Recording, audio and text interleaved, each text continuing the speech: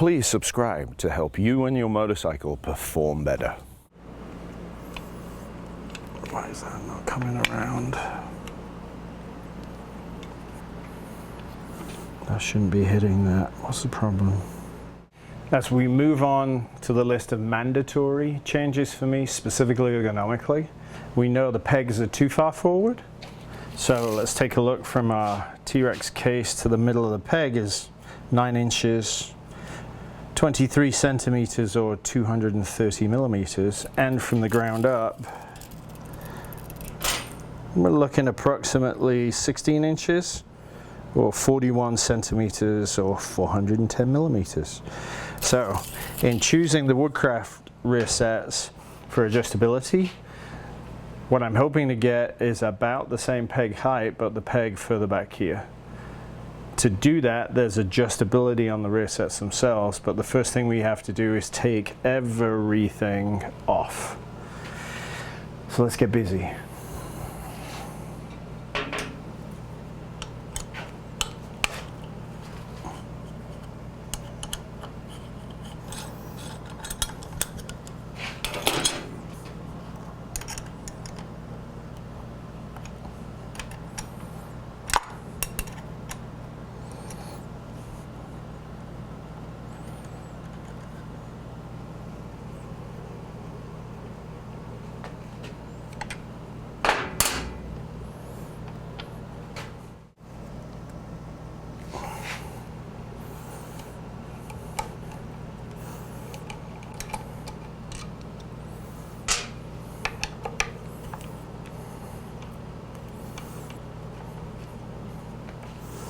So that removes the old bracket now.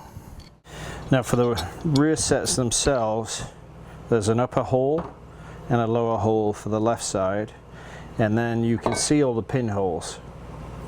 So what I want to do is get the peg as far back as possible in the furthest back pinhole in the low hole at 3 o'clock. So that gets my peg as far back this way as possible, but down. So I went ahead and blue Loctite the bolt in, so this is set. Now as far as the shifter goes, fairly straightforward and easy. We've got our flat washer, we've got the assembly in here that goes through, we've got the bolts here that attach the arm to the main, we've got our linkage pieces, which are again very straightforward, and then we have the toe piece. Now much like our rear set, we have locating dowels, and I've put that in the furthest forward location and gone ahead and Loctited this up. Now I'm putting the rear set on. We've got the left side bracket, which has 2 holes. So we're not going to go to the bottom hole, which is the high, we're going to go to the lower. In laying everything out into position, that bolt screws into the backing plate. Our shift link rod is loose because we need to size it, and then if we're running GP shift, this has to be in the up position. Street will be in the down position. So that may present a problem with the cover, but we'll see. So let's transport everything over there and see what we got. We want it in the low position, so if you wanted it in the high position, you go there. So depending on your inseam, it makes it real easy for you to choose what location you want. Let's start this bolt. Grab the other one, set that into position. So now the main bracket is in place. Again, this is all dry fit before blue Loctite. So 1,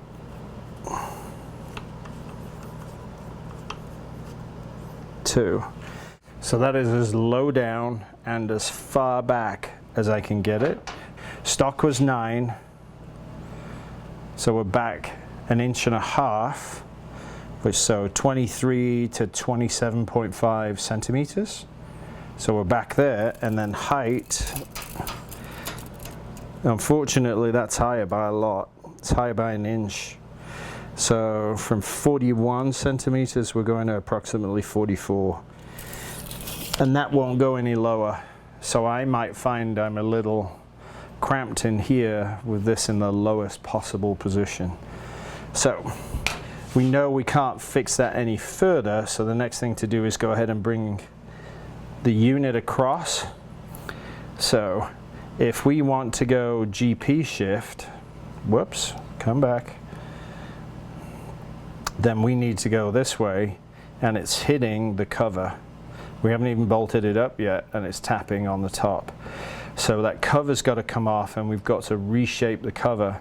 Now if you're street shift pattern, then obviously that's going to go that way round. You're not going to have to change anything.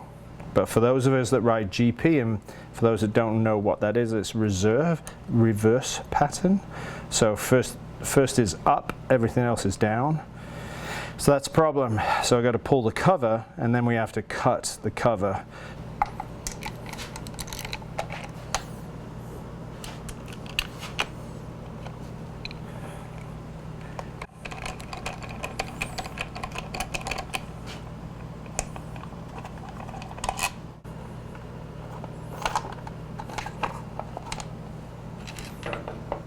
Now to get the shifter to work, we marked out and then carefully removed that piece of the case protector.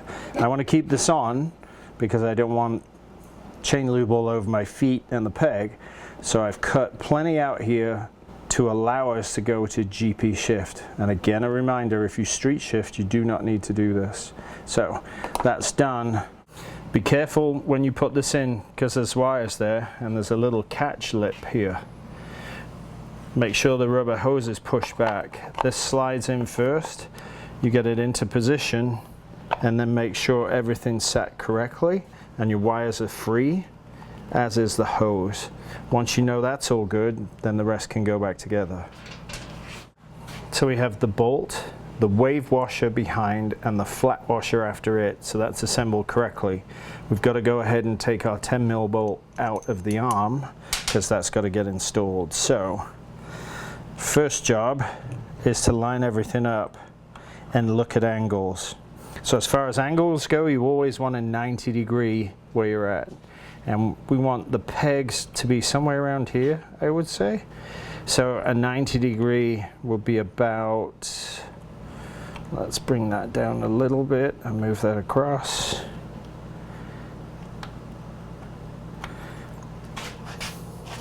That's pretty close to a 90 right there. And that's a very similar angle on both downsides. The question is that low enough?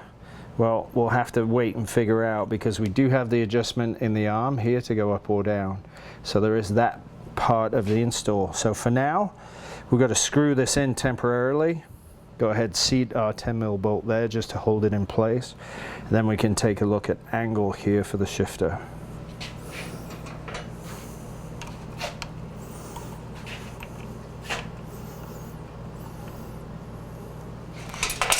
So that's dry fit. Then if we move our shifter, we can see with the piece we cut out, we're free and clear both directions, so there's no issue with this at this point. If we wanted to move that further forward, we'd still have no issue either direction. So that would be fine. We know that we want it a little bit lower. So we can see that's nowhere near 90 degrees on that angle. So that's not going to work. So back up one spline to there. Let's go ahead, this side or that side, the other side. Sneak that in. Start the thread so it's captive.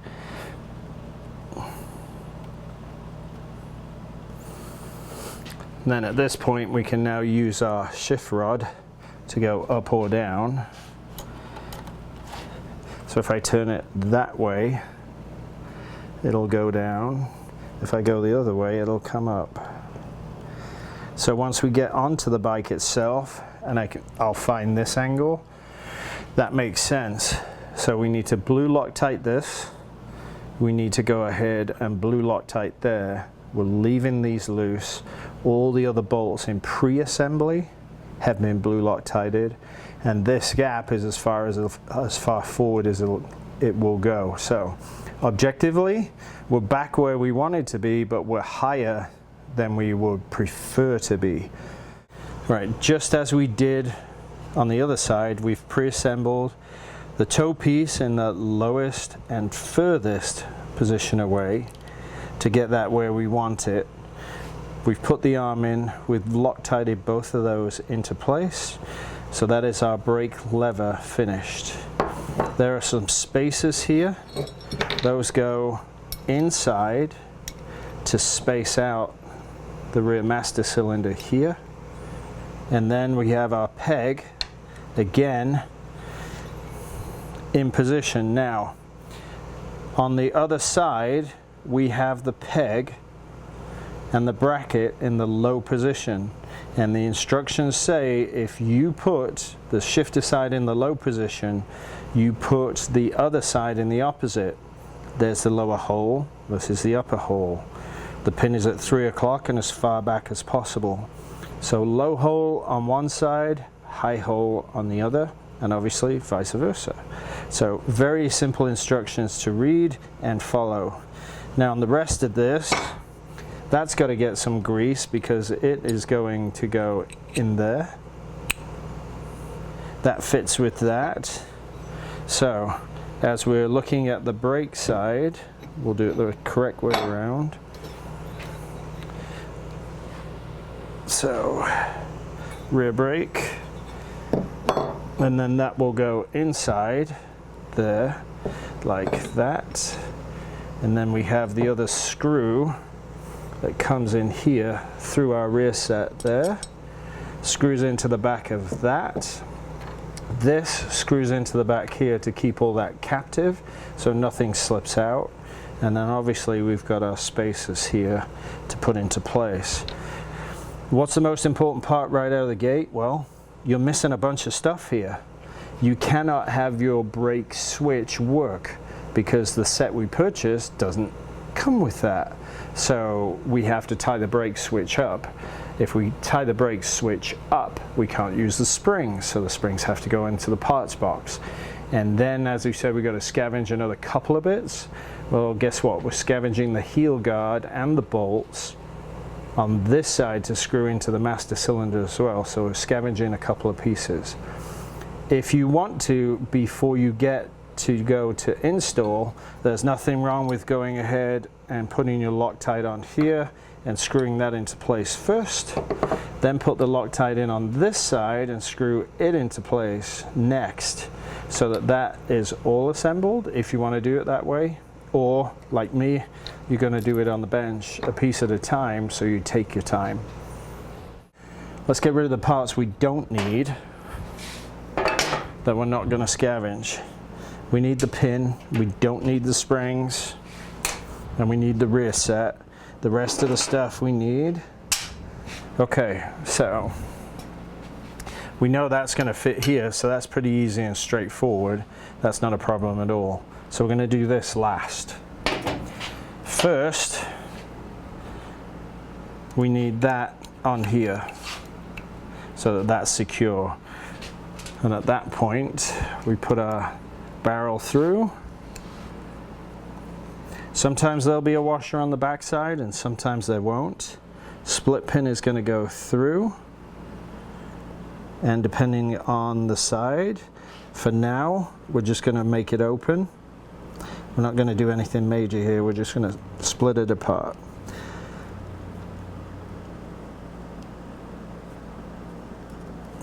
That's enough just to flare it so now it won't fall out. So we've got that done. That's going to stay like this. Now, this has to attach, like we said, to the plate. So the first order of business is get our 4mm Loctited in here with blue to secure the brake piece to the bracket.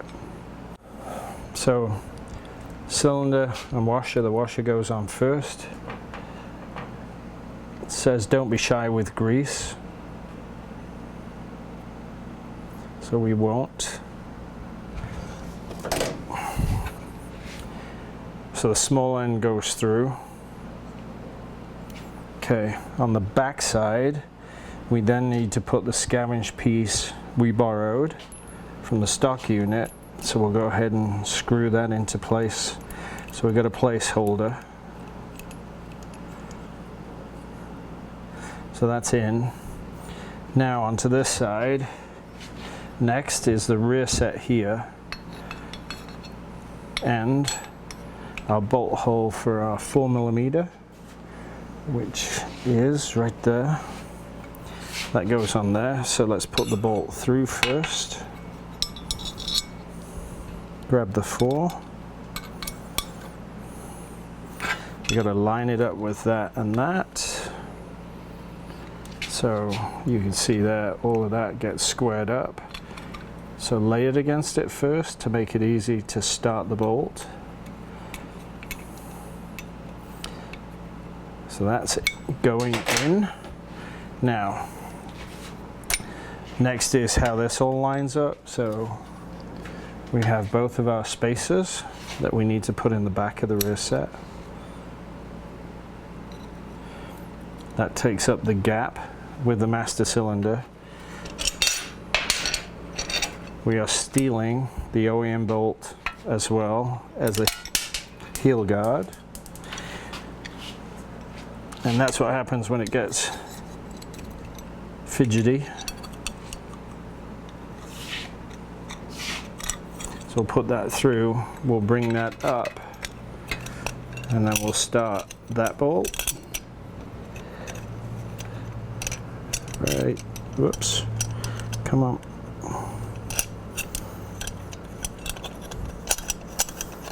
So that bolt started.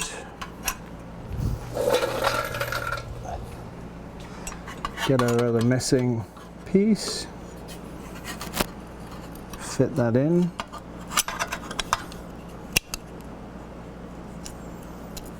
There it is. Now line everything up. Get our second bolt.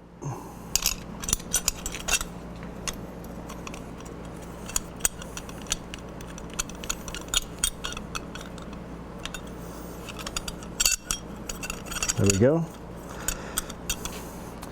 Then we need our original bolts. One and there it is. 2.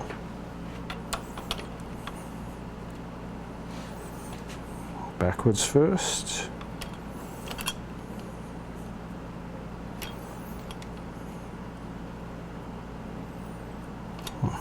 What are you finding?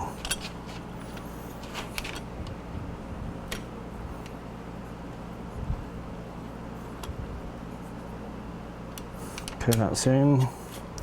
That's in. Now, let's tighten our brake master cylinder bolts first.